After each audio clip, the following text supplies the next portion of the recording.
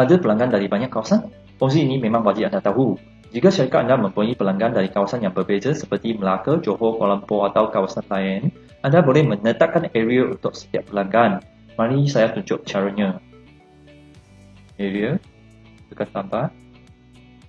Example KL, Kuala Lumpur. Okey. Semasa pergi create invoice. Okey. Example, customer baru. Okey, dekat general, kamu boleh pilih area bagi customer tersebut. Okey, jadi semasa create invoice, sistem akan record customer ini dekat area mana.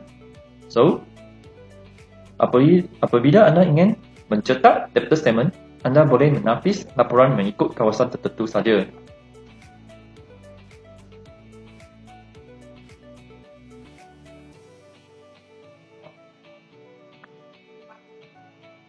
Example, saya nak filter Melaka. Tekan button Excel, dapat export semua data.